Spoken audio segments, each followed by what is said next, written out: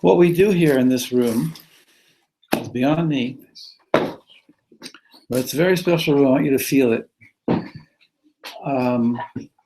I feel that it has absorbed, sponged up so many special vibes in the last, who knows how many, 50, 60 years. Now in the last 10, 20 years that they've actually lived here and made this into a holy yeshiva. And they've converted their own house, and it's special to be here. Besides that, it gives us a chance to talk about things here that are, hi. Let me just ask you, ideally, to sit on this side in case, come around this side here. And we'll make as much room as possible. That chair, the books can be moved from the chair to the stool so that the chair can be made available to sit on. I'll move. This is just in case, which usually happens, but I can't be sure, just in case some men come. Okay.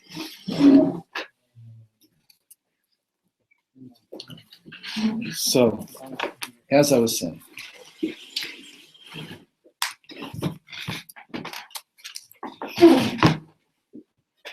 the place is special.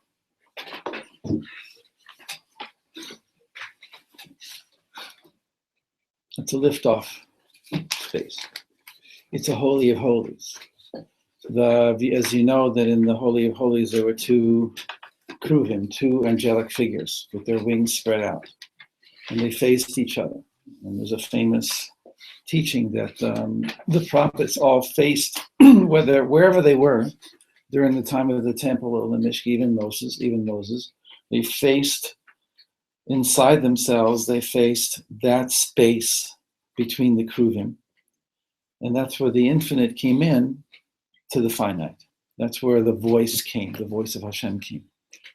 So we are in a miniature of that. In the hemispheres of our brain, right there in the middle is the space between the kruvim, the wings, if they would unfold. We're a receiving center, we're a transmitting center, receiving and transmitting. So all of us together, each one of us, and all of us together are kruvim. And where is Hashem's presence? In the midst, in the middle of us. And allowing each one of us to be here. So with that having been said, then what we do learn in here in terms of content is this incredible book called Inner Space, which I worked on for 3 years after Rabbi Kaplan passed away in 1982. And then it came out I finished it in 1989, I think somewhat into 1990, and then it came out. It was quite an experience. And we talk about what he taught. He taught it in his home. This is his Xerox of the book. Whoever wants it, when we get to it, we'll have those available for you. In his home, he had special students who came and with whom he shared. I have transcripts, and that's what this book was made of transcripts of his classes. He always had his classes taped and transcripted so that he could then draw off of what he said and what they spoke about in class and put them in his books. So we're holding right now in an overview. What did he do in inner space, and why is it called inner space, first of all? Because inner space is not just a system of knowledge that's external. It connects you to an internal level or a system of divine providence. It's an internal wisdom. So in a generation or in a time, in a culture of external knowledge, and people are seeking inner knowledge, and there's a whole marketplace of inner knowledge being available. So inner space, the inner teachings of the Torah, that he was very, very instrumental in bringing out to the world. He wrote over 60 books, small books, large books, but over 60 books in 11 years. And he was a real inspiration for all of us. He changed the map of Jewish teachings. So in Inner Space, he opens up to a group of psychologists who are asking him how to apply the Kabbalistic teachings that he's been learning and writing about, and all the books that he translated, the Sefer Yitzir, he translated the Sefer Bahir, he did his book on meditation in the Bible, meditation in the Kabbalah, like his work with Derech Hashem that he translated and the notes on, largely Kabbalistic, and other things that he wrote. But could he give that over to us in a way that we could utilize it in our work with people? So it came over differently than if he would have given it to physicists, because he was a physicist, but he did it in such a way that, in his way, he gave over the psychology of the Kabbalistic system, how to internalize the map and to utilize the knowledge of the Kabbalah to be for growing, for consciousness. He was very interested in prophecy.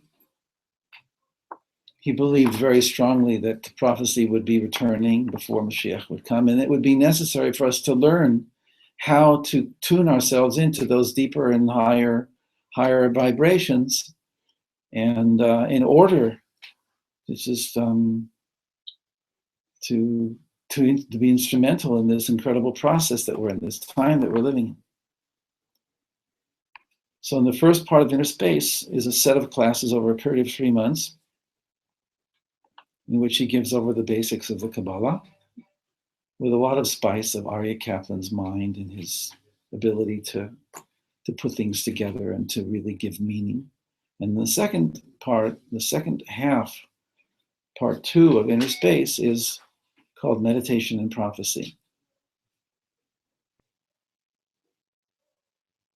How meditation is a preparation, and what Jewish meditation is, and how the prophets meditated, and how there's a way to get inside, and that that's what a lot of our ancient ancestors did. And that the whole purpose of it was in order to go into a prophetic state, not necessarily to prophecy about the future, but to go into a prophetic state, to have those experiences those are part and parcel, the mother's milk that we grew up on, to not live on the outside, but to live on the inside. Where we're holding is that we've gone over and kind of talked about what the first few chapters were. You can just look at the table of contents, that he begins by saying that in chapter 1, he goes through a history of the unfolding of Kabbalah, the development of, not development, but more or less like the transmission of Kabbalah from ancient times through the prophets and then into the time of the sages, and then finally the writing down of the Kabbalah. At one point at the end of chapter 1, you can open it up if you have. I have one more there on that shelf behind you. So altogether, I have 4. Let me bring theirs.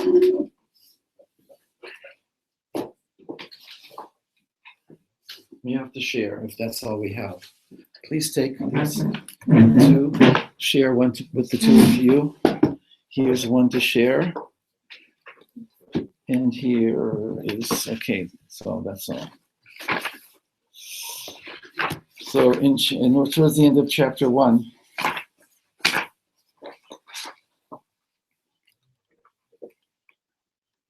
the bottom of page 7.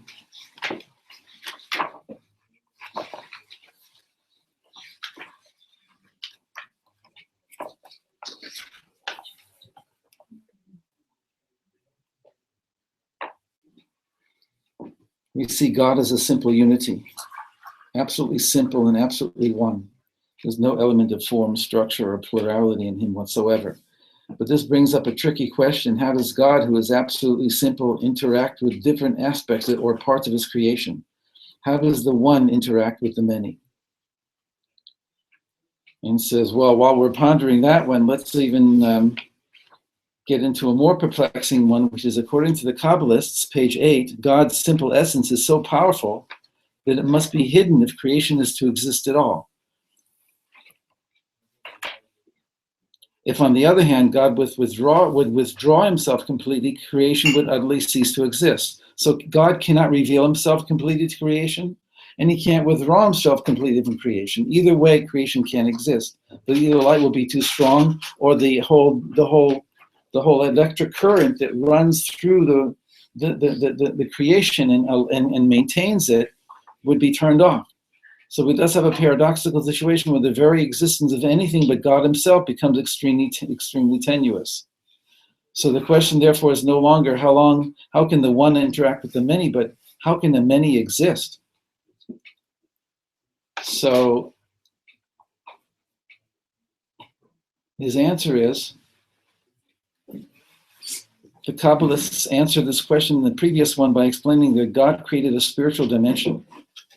That the dimension that we live in is only a small part of a much larger building.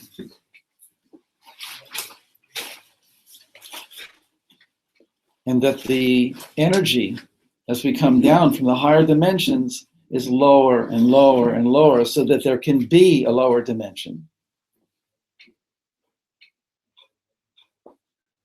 This dimension is made up of every basic concept needed to create and sustain the universe. It is essentially through this spiritual domain that God interacts with the universe.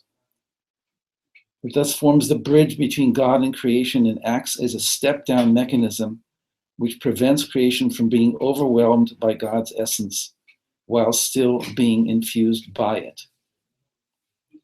So really, it's very valuable to know this, that we believe in a multi-storied building, and that's just only one metaphor. But we believe more or less in larger and larger contexts within which our little bubble exists.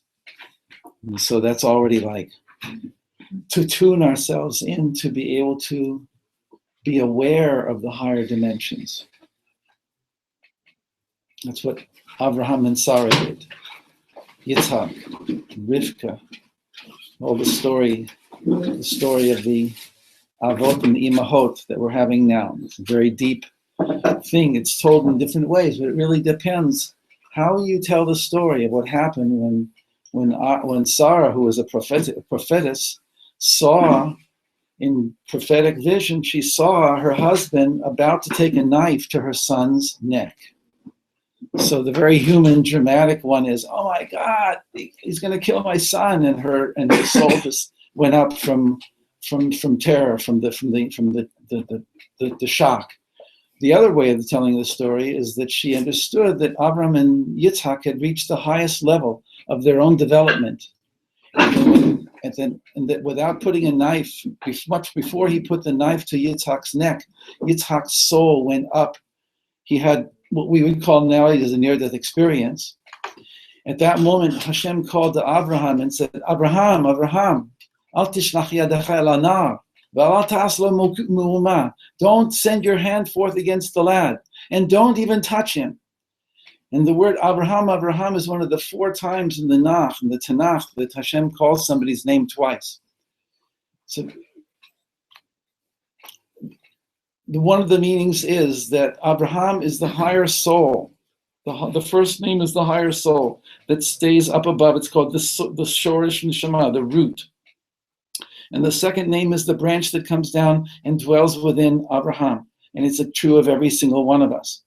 But with Abraham at that moment, the partition was taken away between the two, and a full power of the higher soul came into Abraham. He connected his Olam Haba and his Olam Hazeh, his next world and his this world, his higher dimension and his lower dimension, which had been sundered and disconnected by Adam in the sin of Garden of Eden, and now Abraham had reconnected it.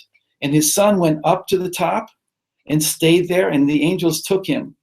This is midrashic, but it's important to know the angels took him to the yeshiva of Shem and Ever.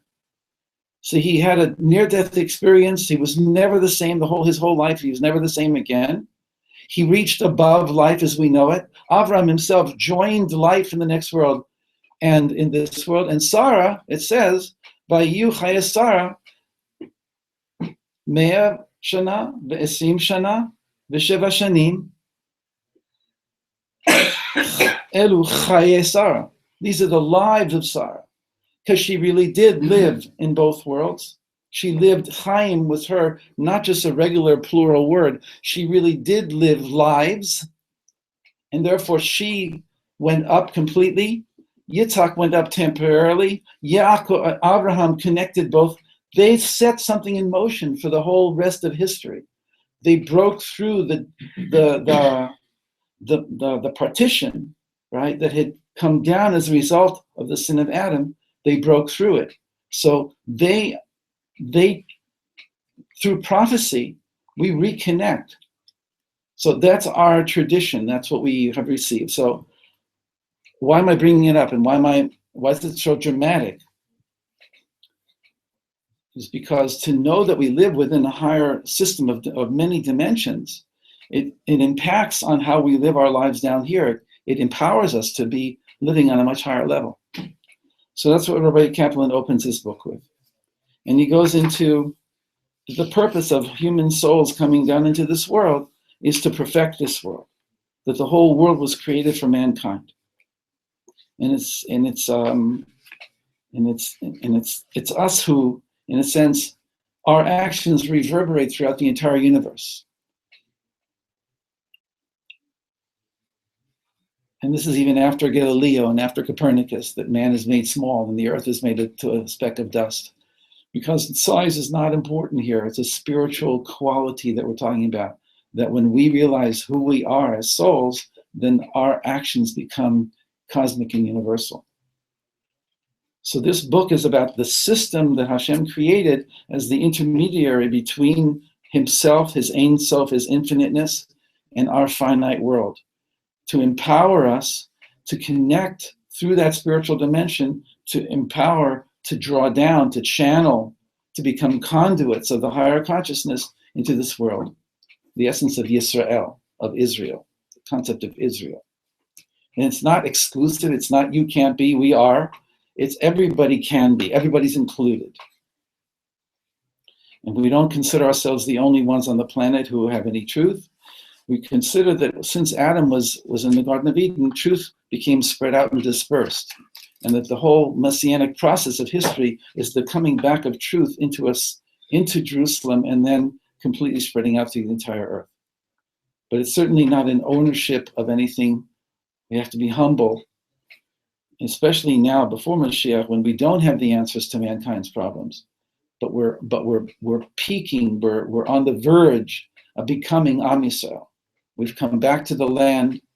We thought we'd come back and that the whole world would praise us and be happy. And barely a part of the world really does praise us and is very happy because we do amazing things here. But there's another part of the world that's not happy at all and that doesn't want us here. And it pains us tremendously. And so prophecy, the spiritual power teachings, the messianic revelation of the real purpose of history, the bringing of history full circle, so there's an awakening, a quantum leap in consciousness. Without that, it's just going to go on as it is. There's no solution down here. So that's why this book or these teachings are a handbook, a guidebook to becoming reconnected to the inner teachings of Judaism in preparation for for what we would like to happen, become, instrumental. And that's why a lot of us are drawn here also. We're drawn here, especially Yerushalayim or anywhere in Eretz Yisrael, Tzfat. We're drawn here because we've been here in past lifetimes, because we were here. And now we were born in a much lower level. We didn't know who we were, many of us. We don't know who we are still. But there's a yearning, there's a sense of being magnetized here. And that when we start to get together and meet each other and meet kindred souls, and that the darkness of this planet and the forces that are in charge of it, or seem or think that they're in charge of it, can no longer hold back the power of the human soul to connect with godliness and with other souls. So we're in a very powerful moment in history. Zeroing in a little bit more into where we're holding specifically in this class is that we're talking about the Sfirot. So the Sfirot are a whole amazing thing. So we'll start simple. That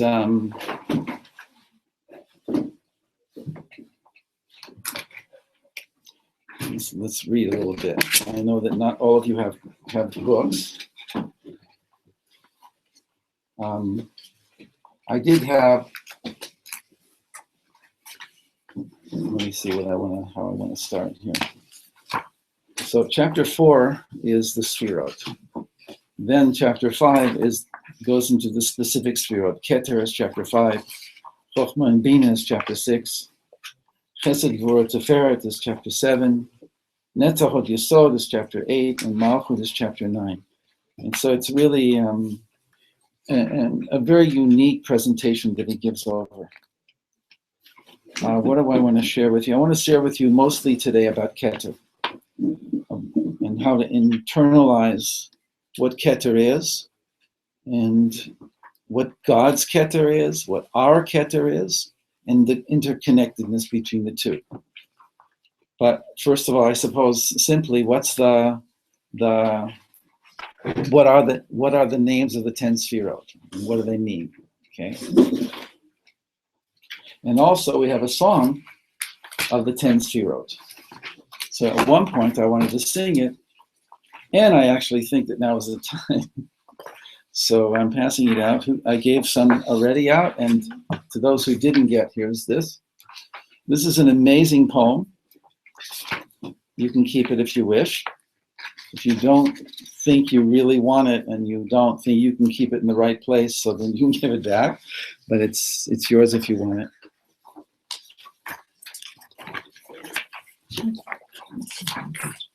And we'll just sing the first three. It's one page.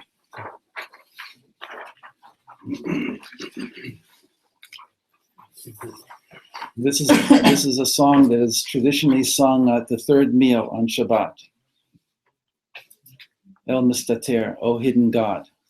You hide so much in your world, but there are times when you reveal yourself and it's impossible not to feel your presence. And there's a yearning during the third meal of Shabbat because it's called the Shabbat of Shabbat, the highest level of Shabbat. In the Zohar, it's called Rava de Ravin. That's Aramaic for what? What does Rava de Ravin mean? The desire of the desires, the will of all wills, the all-encompassing desire that includes that incorporates and encompasses every desire that any creature ever had. So when we connect all our desires and know that they are fulfilled through the desire of all desires, right? Then it's not just a pluralistic system anymore of I want what I want and you want what you want, but the deep down, every single one of us wants something very deep, and the deeper we go, the more we come to a unified thing. So that is what we hit on at the third meal, towards the end of the Shabbat, the highest moment of Shabbat. The Shabbat of Shabbat, the Rava de Ravin. So here in this song,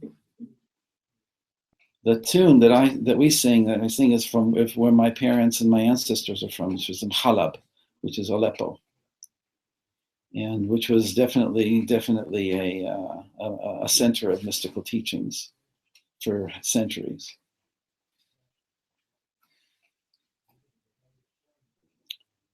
So, if you could sing along, we'll do the tune first, and then it's every stanza is a whole world, but that's the way it is. That's why we'll only do 3.